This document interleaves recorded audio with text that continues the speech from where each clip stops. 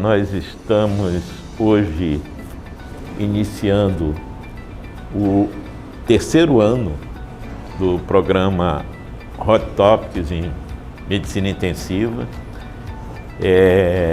Esse programa de conferências mensal, ele se destina a apresentar temas fronteiriços da medicina intensiva. Doutora Rosângela, nossa conferencista de hoje, ela é professora titular de Medicina da Universidade Federal do Maranhão e é consultora de infectologia do Hospital São Domingos. Manejo de infecções por gram-negativo no TR e a lenda da espada de Damocles, na realidade é Damocles.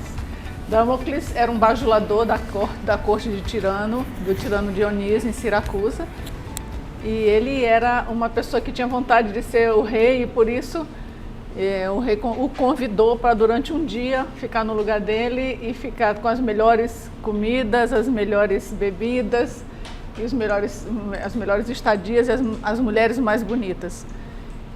Mas, assim, a contrapartida é que ele teria em cima dele sempre uma espada pendurada por um fio de cabelo de cavalo, né? Então, essa é uma alusão frequente para representar a insegurança daqueles que têm grande poder, devido à possibilidade daquilo lhe acabar de alguma maneira rapidamente. Sendo assim, a gente vai assistir uma apresentação sobre gram-negativo e decidir quem seria o Damocles no meio dessa situação toda, tá? Então, eu primeiro vou falar de um artigo que eu peguei sobre as bactérias resistentes. Em 2017 foi publicado pela Organização Mundial da Saúde, que falava quais são as bactérias de prioridade na lista das resistências, né? Então, vocês veem que dentre as prioridades críticas estão os gram-negativos, acineto, pseudomonas e os enterobactérias. Os gram-positivos, nenhum era considerado crítico nesse momento em 2017. Alta prioridade, enterococo, Staphylococcus, Helicobacter, Campylobacter e assim por diante. E para nós, então, ficou de mais importante o que de fato a gente mais tem visto acontecer como um problema dentro do nosso serviço, tá? Então, só para fazer uma breve memorização para todo mundo sobre a parede de gram-negativos, ela é formada, ele é uma bactéria que tem mais resistência do que os gram-positivos, porque ele tem uma dupla camada. Os gram-positivos só tem até aqui, até essa parede de peptidoglicânios. No entanto, os gram-negativos têm uma dupla camada que faz ter um espaço periplásmico, que é exatamente onde os antibióticos devem chegar para fazer sua ação. Então, eles têm uma camada de lipopolissacarídeos, a membrana externa, uma membrana interna, entre elas o espaço periplásmico, onde estão as beta-lactamases, que tentam destruir esse antibiótico. Eles precisam passar por uma abertura na parede, que é chamada de porinas, e depois fazem sua ação nas membranas que estão dentro da proteína, da membrana interna, a proteína que chamam PBPs, que são as proteínas ligadoras de penicilina originalmente, tá? Muito bem. Então, as moléculas hidrofóbicas, ou seja, que somente são lipofílicas, elas podem atravessar a membrana fora das porinas. No entanto, as moléculas de antibióticos que são somente hidrofílicas, elas precisam necessariamente passar pelas porinas. Então, ele aqui é um grande local de resistência aos antibióticos, é uma alteração dessas porinas, tá? Então, uma rápida revisão sobre bactérias gram-negativas, os médicos que nos antecederam, esse Hans Christian Gram, ele pegou as bactérias gram-negativas e colocou em presença de açúcar, e algumas fermentavam açúcar e não fermentavam açúcar, o outro grupo. Então, ele chamou assim as bactérias de fermentadoras e não fermentadoras, que é uma classificação que a gente usa até hoje e que é muito boa. Dentre as fermentadoras, aquelas que fermentavam açúcar, são as enterobactérias principalmente, que aqui tem um grupo da Klebsiella, da Escherichia coli, e o que a gente chamava antigamente do grupo CESP, e eu vou mostrar por que mudou essa nomenclatura. As não fermentadoras, então, seriam aquelas bactérias que hoje em dia nos dão muito problema também, que são os pseudomonas, o acineto, Stenotrophomonas maltophilia e a Elisabethingia, são consideradas, então, bactérias não fermentadoras, tá? De glicose. Então, novamente, mostrando que o antibiótico ele precisa passar pela porina, e aqui já é um local de resistência, porque se a porina for perdida, ele não tem como penetrar alguns antibióticos. Por outro lado, uma vez ele penetrando, ele pode ser colocado para fora via bomba de efluxo, que também é outro mecanismo de resistência muito importante, né? Além disso, ele passando por aqui, ele precisa, nesse espaço periplásmico, ele fugir das metalo-beta-lactamases, que são as enzimas que estão nesse local, e aqui elas conseguem degradar o antibiótico, e depois eles precisam entrar na bactéria propriamente dita e exercer suas ações nas PBPs, que são as proteínas ligadoras de penicilinas, e que podem mudar completamente de aspecto e não permitir mais a ação do antibiótico. Então, são 4 os principais mecanismos de resistência bacteriana. Um deles é a alteração da porina, o outro, o aumento da bomba de efluxo, o outro, a produção de enzimas, que no nosso caso é muito importante, as beta-lactamases, mas existem outras enzimas, tá? E a alteração do sítio de ação do antibiótico. São os 4 principais mecanismos de resistência. Falando um pouquinho de produção de enzimas, que a gente vai se prender muito nesse assunto. Então, as enzimas, especialmente as carbapenemases, que dão resistência aos carbapenêmicos, e dentre elas beta-lactamases, elas têm um grupo que se chama de serina e tem um grupo que se chama de metalo-beta-lactamase. E eles são metalo porque eles possuem o zinco no sítio ativo, ou seja, um metal que entrou no sítio ativo, e por isso ela é chamada de metalo-beta-lactamase. Se a gente for estudar essas classes, a classe A, ela tem a KPC, o IME, a gente precisa entender isso aqui só porque eu vou falar muito nisso mais para frente, KPC, IME e CTXM, que são enzimas muito importantes, tá?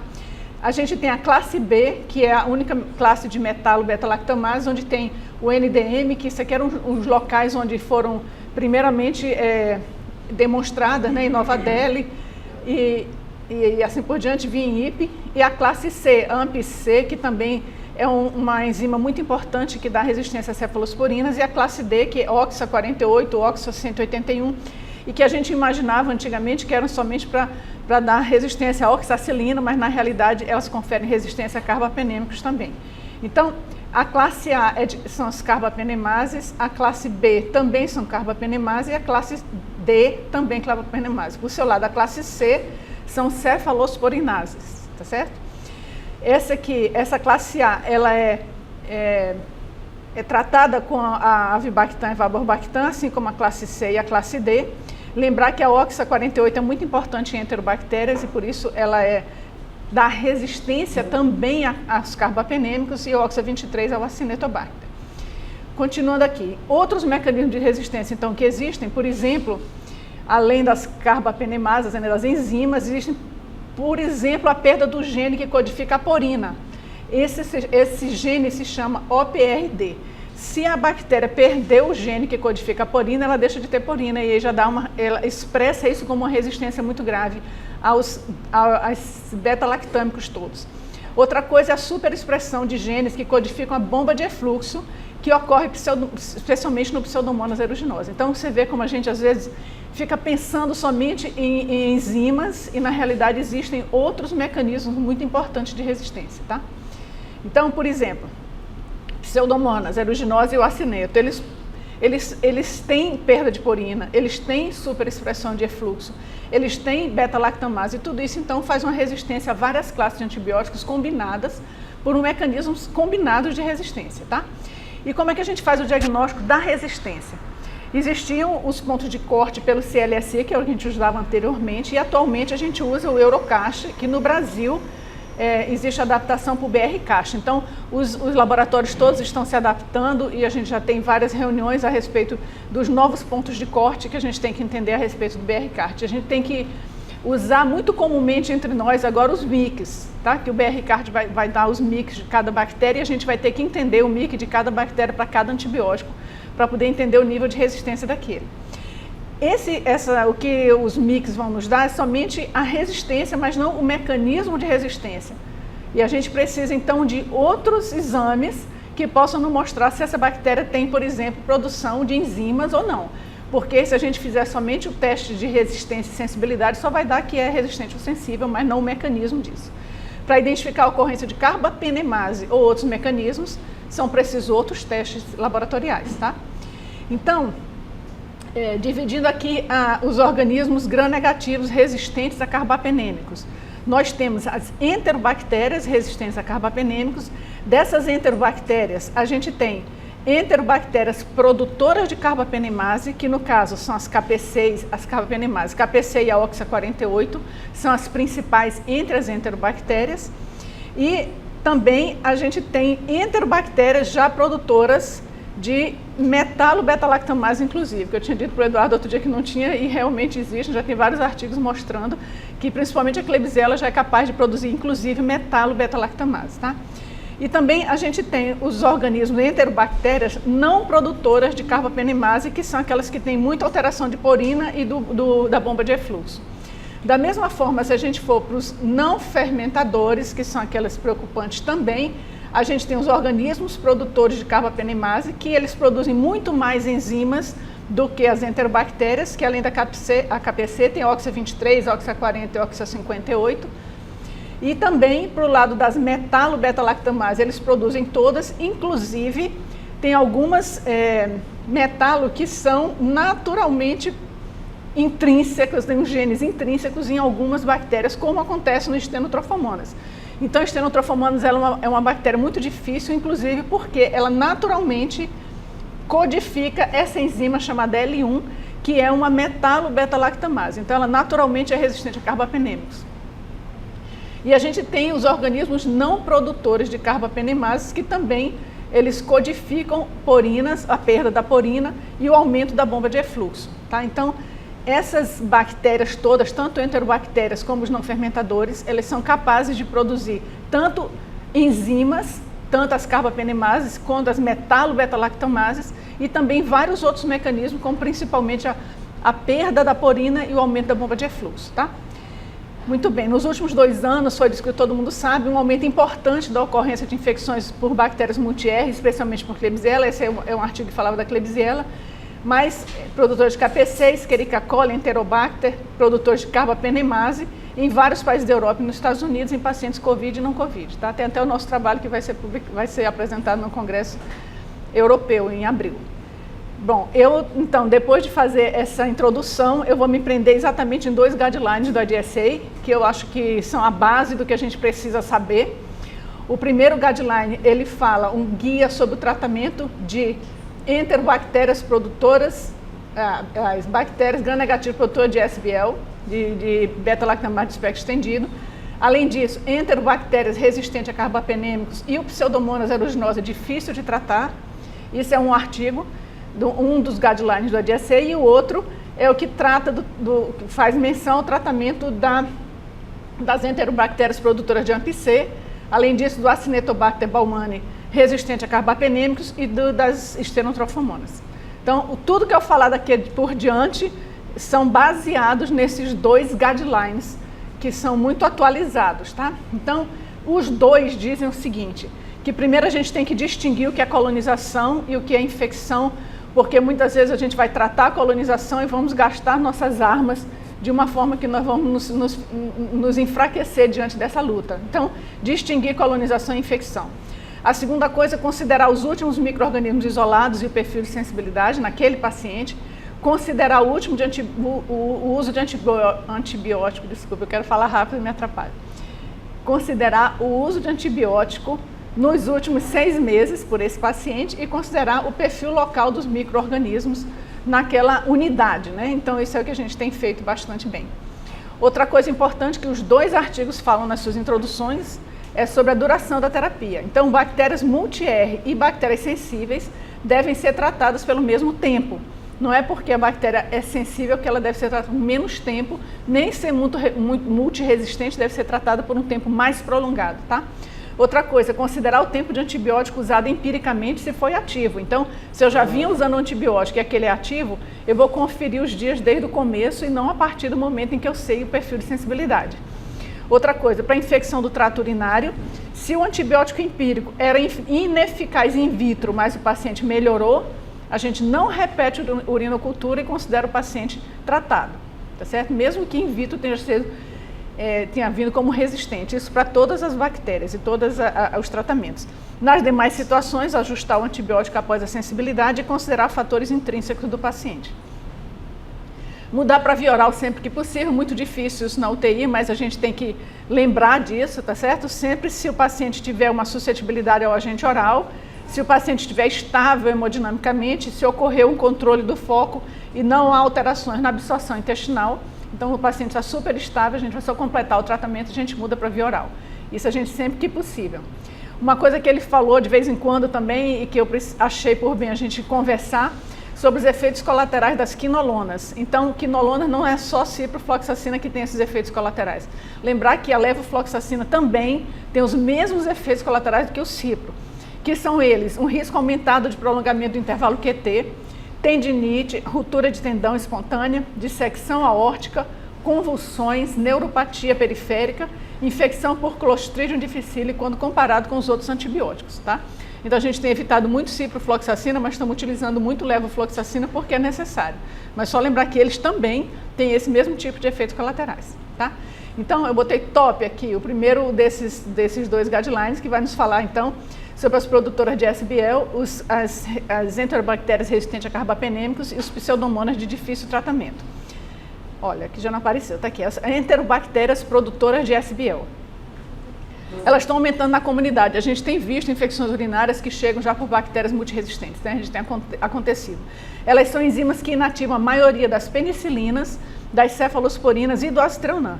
Geralmente permanecem sensíveis aos carbapenêmicos. Apesar daqueles efeitos colaterais, ele chamou muita atenção deles, mas ela utiliza, esses guidelines utilizam muito carbapenêmicos e quinolonas, que eu estou falando, desculpa. Mas geralmente eles permanecem sensíveis aos carbapenêmicos. Eles não inativam agentes não carbapenêmicos, como cipro, sulfametoxazol com trimetropina ou gentamicina.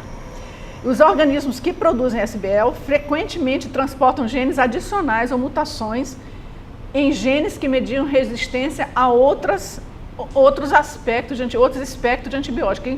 Então piora muito a situação, tá? Qualquer gram-negativo tem potencial de albergar os genes, no entanto, são mais prevalentes Escherichia coli, Klebsiella pneumoniae, Klebsiella oxytoca e Proteus mirabilis. E a SBL mais frequente nos Estados Unidos é CTXM, particularmente CTXM15, tá? Então, isso aqui é só uma introdução. A testagem para SBL não é de rotina na maioria dos laboratórios, mas para a gente supor que existe produção de SBL, a gente tem que olhar a resistência para o ceftriaxona com seu MIC.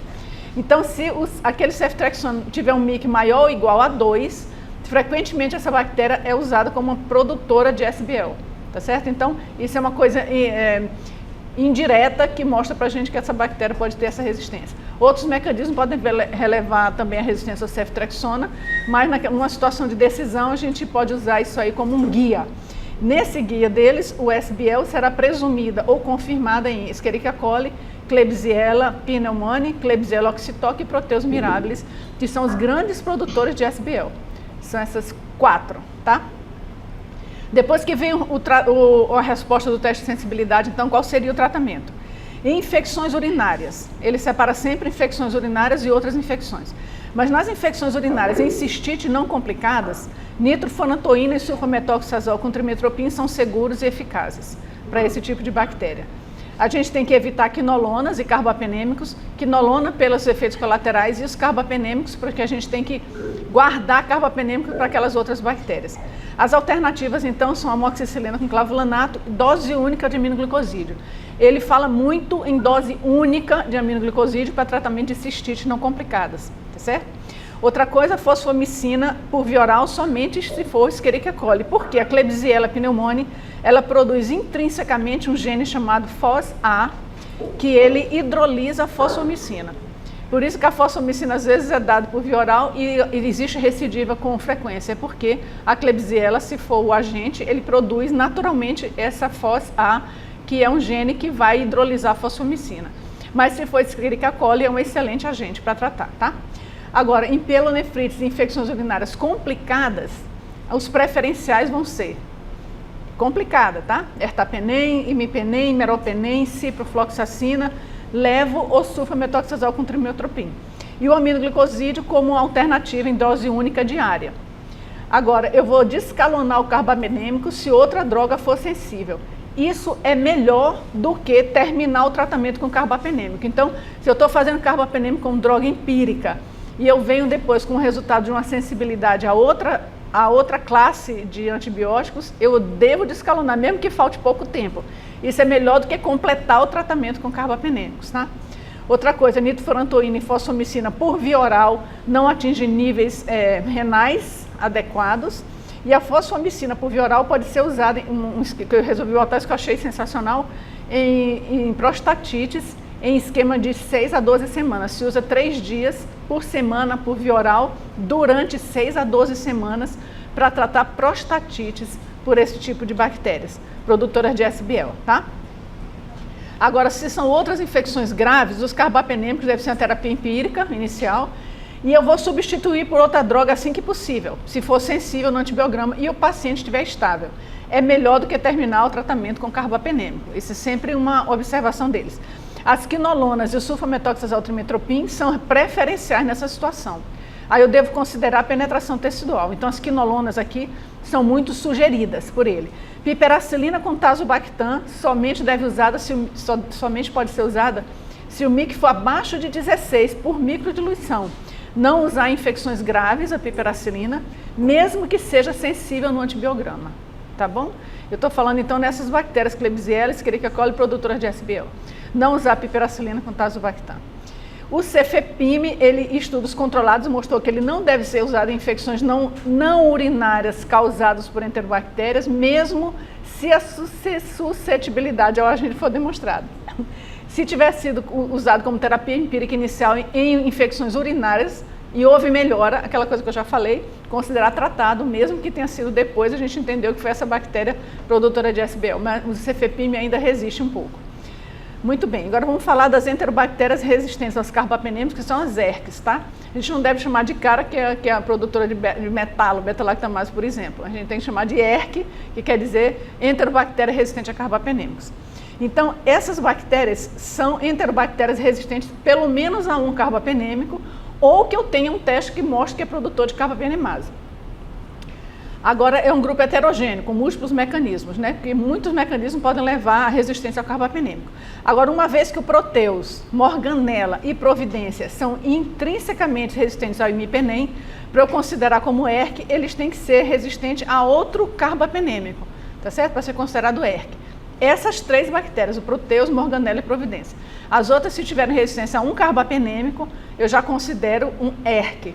E às vezes eu tenho que tratar um ERC com carbapenêmico mesmo assim, tá?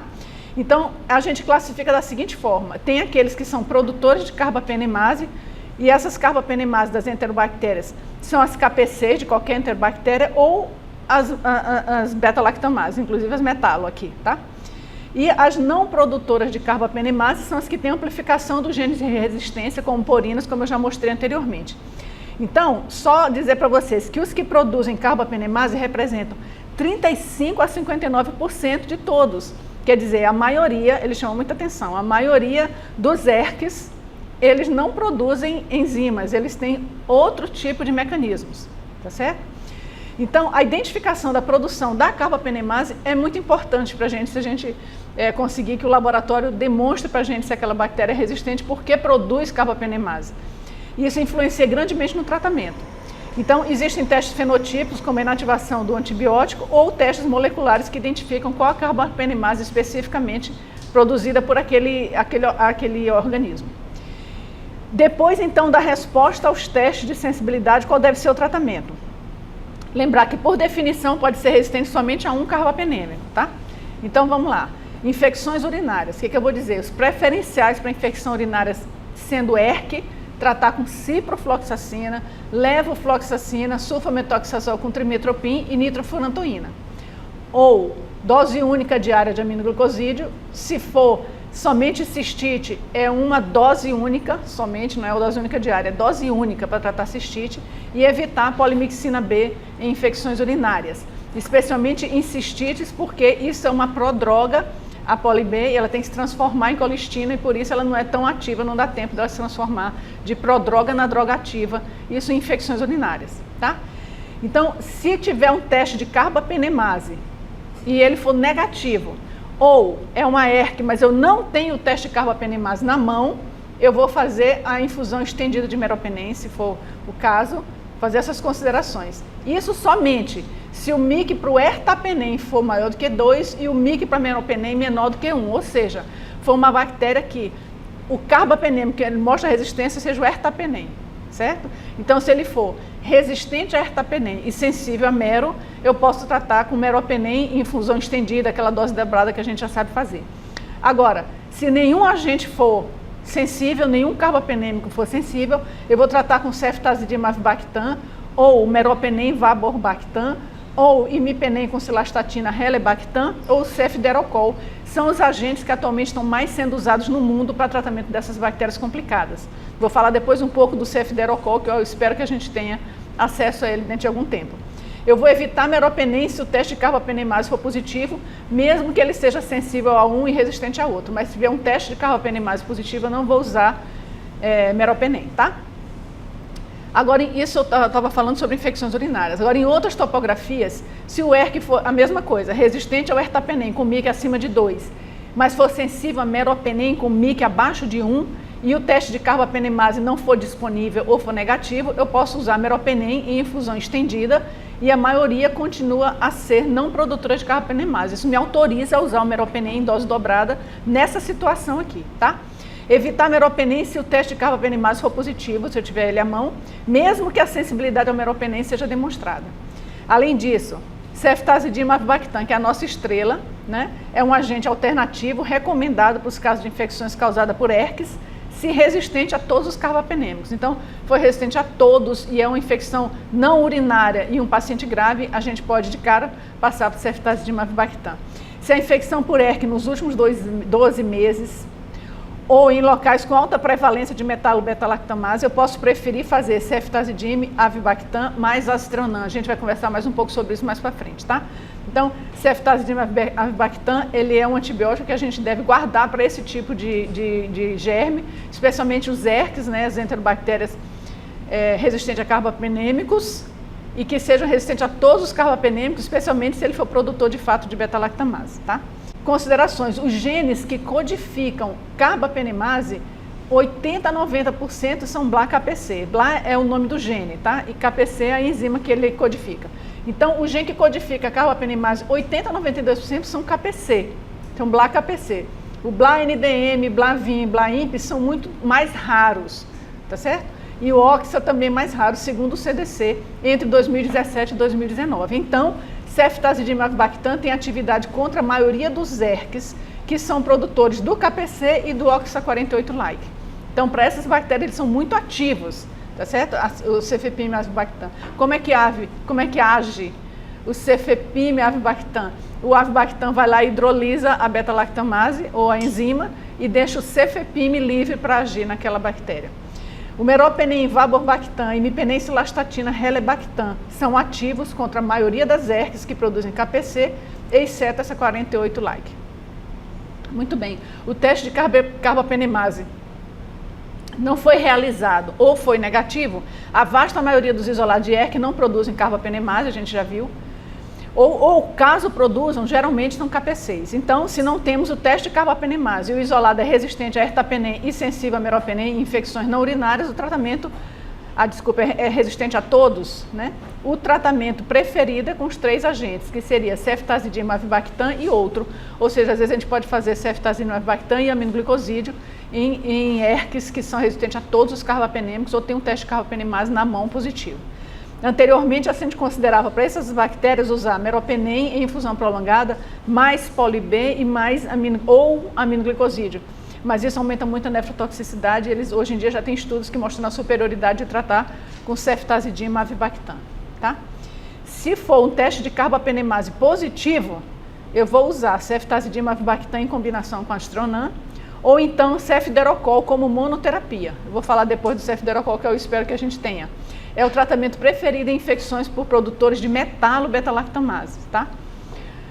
Ceftazidime avibactam é o tratamento preferido se tiver um OXA48-like ou KPC. Ele tem uma melhora clínica e uma toxicidade menor se for comparado com os tratamentos que se faziam antigamente usando aminoglicosídeos e polimixina em dose alta.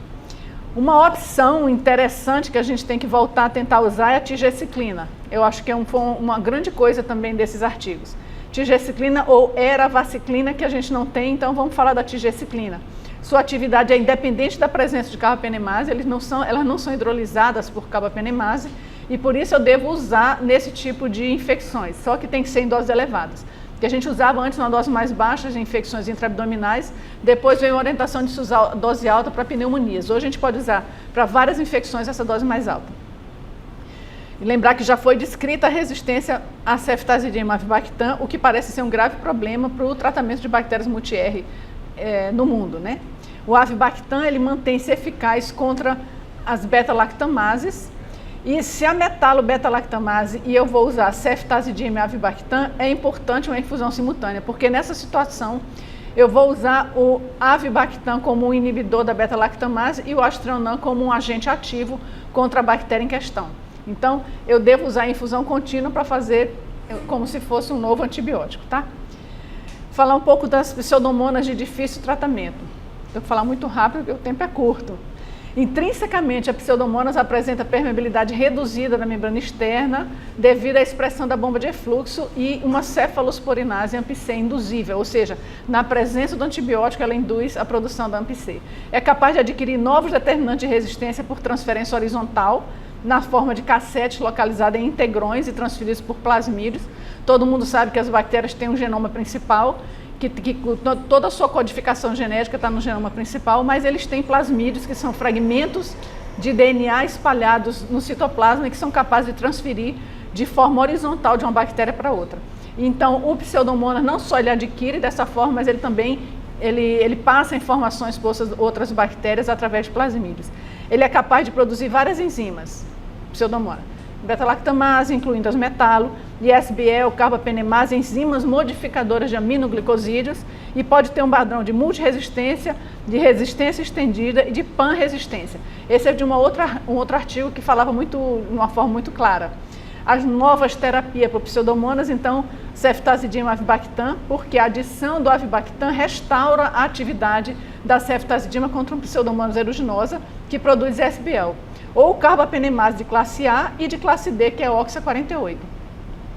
O avibactam também aumenta a potência da ceftazidima contra o pseudomonas. Além dela liberar a ceftazidima, ela aumenta a potência da ceftazidima contra o pseudomonas. Então, é uma droga muito boa para esse tratamento. O cefderocol é uma cefalosporina siderófara que penetra na parede do pseudomonas por mecanismo de transporte ativo de ferro.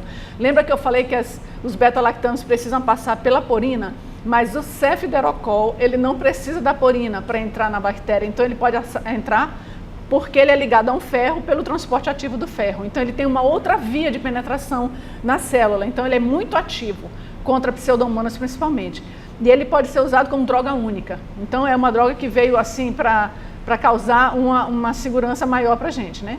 Então ele é ativo contra todos os gram-negativos, incluindo o multiresistente produtores de beta-lactamase, particularmente os não fermentadores produtores de metalo-beta-lactamases. E existe a plasomicina, que é um novo aminoglicosídeo que é resistente às enzimas modificadoras de aminoglicosídeos, mais lábeis a metiltransferases ribossomais. Ele é potente contra gram-positivos e negativos. E tem os outros, que eu não vou falar neles, imipenencilastatina helibactam e o ceftolozona avibactam, que são muito parecidos com a ceftazidima avibactam, tá? Então, eles falam no nosso artigo, então, do ADSA, ele chama de multiresistência quando a bactéria for resistente a pelo menos um antibiótico de 3 classes. A classe das penicilinas, das cefalosporinas, fluorquinolona, aminoglicosídeo ou carbapenêmicos. Isso são pseudomonas multiresistentes. Agora, existem os pseudomonas de difícil tratamento, são aqueles que são resistentes à piperacilina com tazobactam, a ceftazidima, cefepime, aztreonam, meropenem, imipenem com cilastatina, ciprofloxacina e levofloxacina. A gente já conhece esse rapaz por aqui, já andou nos apresentando. Ele resulta da interação, então, de vários mecanismos complexos de resistência. Só que todos esses mecanismos ao mesmo tempo, tá? Então ele pode hiperproduzir AMP-C, que vai hidrolisar a cefalosporina, ele pode diminuir a expressão de porinas, ou seja, impedir a entrada de beta-lactâmicos, ele pode alterar os PBPs, que são os sítios de ação, né? E pode ter uma superexpressão de bomba de efluxo, fora as enzimas que ele vai produzir, tá? Então, após o teste de sensibilidade e a gente estiver diante de um pseudomonas de difícil tratamento, Ele é resistente, então, a quase todas as drogas disponíveis. O que a gente vai fazer? Preferir tratar com não carbapenêmico se tiver algum sensível. Então, piperacilina com tazobactam, ceftazidima, cefepime ou acitonam podem ser úteis, tá certo? Se a infecção for moderada a severa, sem controle do foco, por um pseudomonas resistente a carbapenêmicos, mas for suscetíveis aos beta-lactam tradicionais, a gente usa ceftazidima avibactam. Pode acontecer que a gente vê no antibiograma que ele é resistente a meropenem e sensível a ceftazidima. A gente já vai direto para o ceftazidima avibactam nesse caso. Esse é um padrão de perda ou produção limitada da enzima que codifica a porina, tá certo? Então que ele não deixa entrar, mas a gente pode ter o carbapenêmico, mas a gente pode ter uma ceftazidima. Se for infecções urinárias, de novo, infecções por cistite não complicada, a gente vai usar para o pseudomonas difícil de tratar, ceftazidima avibactam ou dose única de aminoglicosídeo. Ele fala muito nessa dose única de aminoglicosídeo para todas as bactérias que forem sensíveis a aminoglicosídeos para cistites não complicadas. Aquela coisa da colistina, mas não poli-B, é uma alternativa. Não usar fosfomicina por via oral, pela alta possibilidade de falência, pela presença daquele gene FOS-A que eu falei que eles enchem na Klebsiella, ele também é produzido pelo pseudomonas intrinsecamente. Então ele não pode ser tratado com fosfomicina. Se tiver pielonefrite ou infecção complicada, ceftazidima avibactam, imipenem cilastatina relebactam, cefderocol como droga única, ceftolozano tazobactam ou dose única diária de aminoglicosídeos, tá? Outras infecções que não urinárias, na mesma coisa, ceftolozano tazobactam, ceftazidima avibactam ou imipenem cilastatina com relebactam como monoterapia, ou cefderocol, que é aquela cefalosporina ligada ao sideróforo que se liga ao ferro e facilita a entrada do agente na bactéria. E uma grande possibilidade de evolução para resistência a ceftazidima avibactam por alteração do PCD, que é uma cefalosporinase, que o pseudomonas já começa a produzir, tá? Então a gente tem que ter um cuidado danado com essa droga. E a associação de antibióticos, como é que está atualmente o tratamento de pseudomonas multi-R e associação? Atualmente não é recomendado rotineiramente em sensíveis aos tratamentos de primeira linha, como olha a primeira linha para esses multi-R, né? Ceftolozano tazobactam, ceftazidima avibactam ou imipenem cilastatina relebactam. Se for sensível, a gente vai usar somente essa droga, tá? Agora, se não houver sensibilidade ou MI que for próximo ao ponto de corte, eu vou associar aminoglicosídeos. Eu posso associar ou poli-B e não colistina se não for infecção urinária. Não usar antibióticos inalatórios para tratamento de pneumonia. Isso foi uma coisa que por um tempo se falou se seria melhor, se a gente atingiria níveis, né? Mas ele é taxativo dizer que não se usa mais antibióticos inalatórios para tratamento de pneumonias por gram negativo, qualquer um deles, tá? Muito bem, eu vou passar agora para o segundo guideline, que vai falar então do tratamento de enterobactérios produtores de AMP-C, os Acinetobacter multi-R e os Stenotrofomonas maltophilas também. Então, eles dizem o seguinte: o AMP-C, beta-lactamase produtora, são enterobactérias produtoras de AMP-C, eles são carbapenêmicos resistentes. O Acinetobacter baumannii, ele chama de CRAB, que é Acinetobacter baumannii resistente a carbapenêmico e Stenotrofomonas maltophilia. Só para lembrar que esse documento ele foi feito em 2021 e será atualizado anualmente, tá? Então, Acinetobacter, vamos fazer umas considerações sobre o Acinetobacter resistente a carbapenêmico. O uso de antibiótico para tratar a colonização, entre aspas, por Stenotrofomonas ou pelo CRAB, resulta numa piora do padrão de resistência local e aumento da morbidade. Então, a gente tem que ter muito cuidado para selecionar qual é o paciente que vai ser de fato tratado, tá? A decisão de terapia empírica para esses germes deve avaliar risco-benefício.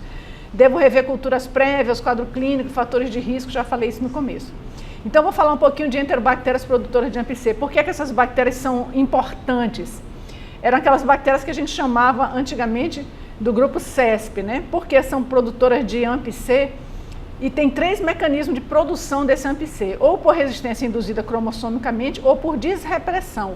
Esse é que a gente tinha muito medo, era a desrepressão de um cromossomo estável, que esse cromossomo, ele superexprime na presença do antibiótico. Então, se a gente começasse a usar cefalosporina de terceira geração para essas bactérias, mesmo sensível no antibiograma, elas se tornavam rapidamente resistentes. Tem também o AMP-C mediado por plasmídio, e aqui eu botei uma foto mostrando o pile sexual que pode fazer atravessar um desses plasmídeos de resistência para uma bactéria ensinar para outra. Muito bem, a produção do AMP-C induzível pode ocorrer na presença de antibióticos específicos e resulta na produção de enzimas no espaço periplásmico, tal que vai aumentar o MIC para aquele antibiótico. A resistência por AMP-C induzível pode ocorrer mesmo após poucas doses de ceftriaxona e ceftazidima.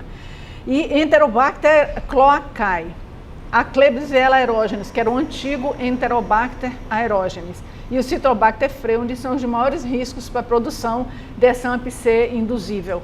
Então, esse aqui era o antigo grupo CESP, que a gente chamava, e que hoje ele pede para não chamar mais disso, porque eles têm uma grande variação de mecanismos de resistências outros e a gente não deve se prender somente como sendo um grupo CESP, tá? Então, quais são as características que devem ser consideradas na decisão do antibiótico, nesse caso de produtoras de AMP-C? Os antibióticos de espectro estreito são fortemente indutores. Então, a gente só deve usar os antibióticos iniciais se a gente tiver muita segurança, porque eles são indutores de AMP-C, tá? Piperacilina com tazobactam, ceftriaxona e ceftazidima e aztreonam são indutores fracos, porém, eles não induzem, mas são hidrolisados, então não devem ser usados. O cefepime, ele é indutor fraco e resiste à hidrólise.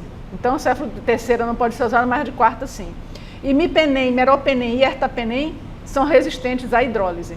E fluorquinolona, aminoglicosídeo, tetraciclina e sulfa não induzem e não sofrem hidrólise. Então, para essas bactérias, esses antibióticos são sensacionais. Fala da tetraciclina aqui, porque é a tigeaciclina, que é um derivado da tetraciclina que ele está se referindo aqui. Então, o cefepime pode ser usado para organismo de moderado a alto risco de produção de AMP-C quando o MIC for abaixo de 2. Eu só vou usar cefepime se o MIC for abaixo de 2. Se o MIC for maior do que 4, eu passo direto para o carbapenêmico, se for sensibilidade demonstrada, porque ele pode ter uma coprodução de SBL. Então, para essas bactérias, Citrobacter, Klebsiella e Serratia, ceftriaxona não usar, ceftazidima não usar e piperacilina com tazobactam não usar. Vê que a gente já tinha uma recomendação de não usar piperacilina com tazobactam lá atrás também. Com relação aos novos beta-lactâmicos e os beta-lactâmicos mais inibidores de beta-lactamase, eles são mais antigos que os anteriores, mas devem ser reservados para as bactérias resistentes a carbapenêmicos de fato, tá? Falar um pouco de Acinetobacter resistente aos carbapenêmicos, os CRABs. Eles têm muita informação importante. Eles, se forem isolados de secreção traqueal e feridas, eu vou sempre pensar que a colonização tentar não tratar, se o paciente não tiver uma infecção de fato, para a gente não estar gastando nossa munição. O tratamento é subótimo e característica do paciente pode piorar o desfecho. Então, se eu vou tratar, eu tenho que tratar com força. Não posso tratar mais ou menos um CRAB.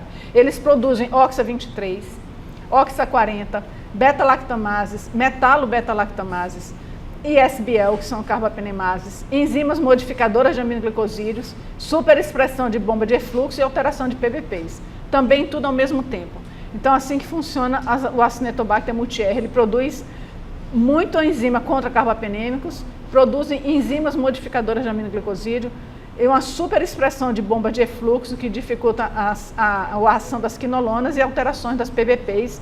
E o que é interessante aqui, eu vou falar sobre o sulbactam e as PBPs. Então, o tratamento da CRAB, infecções leves a moderadas como infecção do trato urinário, traqueite ou partidos mole, sem instabilidade hemodinâmica, eu vou usar um agente e ele sugere sempre preferir a ampicilina sulbactam se for sensível. As alternativas, a tigeaciclina e a poli-B. Outras infecções leves a moderadas, já começa a ficar mais difícil, usar sempre 2 drogas, tá? Só infecções leves como traqueítes, que pode ser uma droga só. Se for resistente, eu vou usar ampicilina em dose elevada associada a outra droga. Por que isso? Aí eu vou falar da ampicilina sulbactam. Eu quero a ação do sulbactam para tratar o Acinetobacter baumannii. Por quê? O sulbactam satura as PBPs de forma irreversível. Então, mesmo se ele for resistente à ampicilina com sulbactam, ele vai ter o benefício de usar o sulbactam porque ele vai eliminar um dos mecanismos de resistência do Acinetobacter de forma irreversível. Então, todos os esquemas para tratar Acinetobacter em infecções graves devem conter a ampicilina com sulbactam, tá certo? Ele é um antibiótico de preferência, mesmo quando for droga única, se ele for sensível a vários, eu devo preferir a ampicilina com sulbactam. Isso é o que está no momento, a cada ano eles vão rever essas normativas aqui. Considerar altas doses, mesmo quando for sensível, e sempre doses muito elevadas quando for em associação para bactérias multiresistentes. Então, consideração sobre as doses da ampicilina. O frasco do antibiótico tem 3 gramas, esses 3 gramas são 2 gramas de ampicilina e 1 grama de subactam. Eu preciso do subactam. A ampicilina aqui não vai me servir, a não ser que ela seja sensível à ampicilina com subactam. Se eu usar 18 gramas do antibiótico, ou seja, 2 frascos de 3 gramas a cada 8 horas, o que vai corresponder a 6 gramas de subactam por dia, eu vou usar em casos leves ou moderados, se for sensível.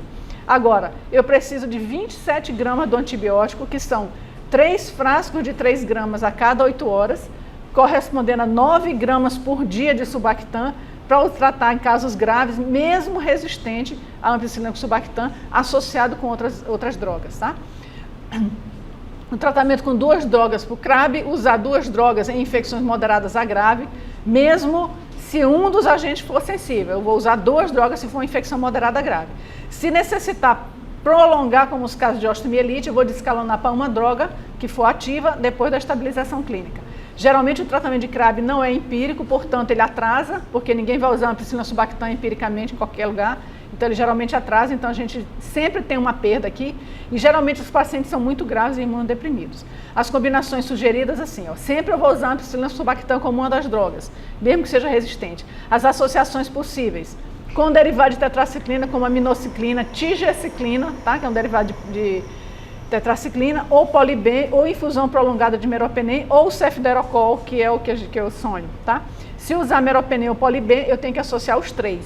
Então, se eu resolver usar meropenem, vai ser meropenem, polibem e ampicilobactam. Ou então eu vou usar ampicilobactam e tigecyclina, que é um antibiótico que a gente tem aqui, né, Eliane? Então a gente vai poder usar melhor. A Poli-B pode ser considerada em droga única para tratamento de casos leves, mas preferencialmente sempre ampicilobactam. Preferir a polimixina à colistina, exceto em infecções urinárias, que eu já falei, avaliar a nefrotoxicidade e neurotoxicidade. A concentração sérica da Poli-B com doses convencionais é muito variável, pode ser inadequada. A dose terapêutica e a dose tóxica são muito próximas. E outra coisa é que a Poli-B não atinge dose elevada no líquido alveolar e, portanto, ela pode não ser eficaz em pneumonias, tá? Meropenem eu sempre devo usar em infusão prolongada, em dose dobrada. Se associada com Poli-B, usar sempre as 3 drogas, né? Foram as 3 drogas. Se for resistente a meropenem, eu posso usar imipenem e cilastatina também, em doses elevadas, tá? Então, derivado de tetraciclina são a minociclina, mas eu vou preferir a TIGE, que a gente tem, é conhecida nossa, e o cefderocol eu vou usar em casos refratários ou em associação com ampicilobactam, tá? Agora só, finalmente, os Stenotrophomonas maltophilia, eles produzem naturalmente o L1 metalo-beta-lactamase e o L2 serina beta-lactamase, então já vem de fábrica resistente aos carbapenêmicos. A L1 hidrolisa penicilina, cefalosporinas e carbapenêmicos, mas não o astronam. É uma metalo-beta-lactamase como a gente conhece. A L2 tem atividade estendida contra cefalosporinas e hidrolisa o astronam. Então, se ele produzir os 2, ele não vai ser sensível nem aos carbapenêmicos, nem ao astronam também. Aí vai confundir a cabeça da gente.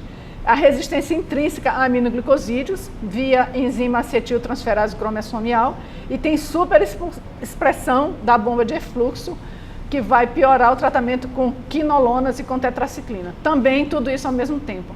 Então, o Stenotrophomonas, ele produz intrinsecamente L1, que hidrolisa penicilina, cefalosporina e carbapenêmicos, mas não L2, mas não astronam. Ele produz intrinsecamente o L2, que hidrolisa a cefalosporina e o astronam.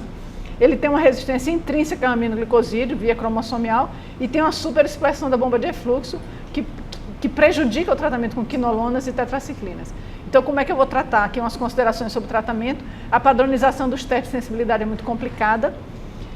São padronizados atualmente sulfametoxazol com trimetropin, ticarcilina, clavulanato, ceftazidima, cefderocol, levofloxacina, minociclina e cloranfenicol. Nós não usamos aqui no Brasil, na nossa prática clínica, ticarcilina, clavulanato, nem cefderocol, nem minociclina ou cloranfenicol, que não se usa por causa de efeitos colaterais. Então, a gente também não usa polimixina por tratamento, porque não existe um padrão CLSI, o BRK está tentando fazer, da Poli-B para tratamento de Stenotrophomonas. Sendo assim, sobram para tratar Stenotrophomonas como alternativa sulfametoxazol, trimetropin, ceftazidima e levofloxacina.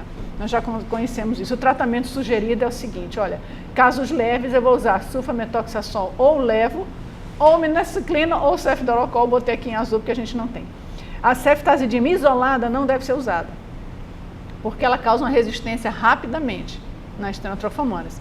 Em casos graves, a gente vai usar sulfametoxazol com minociclina, ou sulfametoxazol com tigecyclina, ou levo ou cefderocol. No caso nosso, a gente está podendo usar aqui a tigecyclina.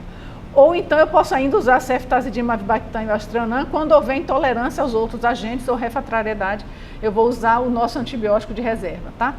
Problemas: ceftazidima pode se tornar ineficaz pelas enzimas L1 e L2 durante o tratamento. A levofloxacina pode se tornar ineficaz pela superexpressão da bomba de efluxo.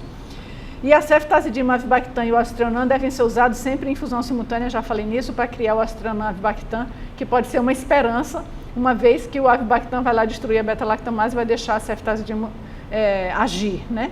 Mas esse é se for refratário aos outros. Aí ele tem uma tabela que eu vou deixar depois, que vai dizendo qual a indicação de cada antibiótico que a gente tem. Eu tirei aqui alguns que a gente não usa, mas eu vou deixar depois essa tabela, com todos os antibióticos, como deve ser usado, qual é a dose e para qual micro-organismo ele deve ser usado, tá? Aí eu volto para Damocles. Eu vou perguntar, afinal, quem era o Damocles nessa nossa história tão contada assim, né? Eu acho que, infelizmente, o nosso Damocles é a ceftazidima, avibactam, que está com a espada em cima da cabeça, porque vai se tornar resistente se a gente não usar corretamente. Obrigada. Acho que foi muito bom.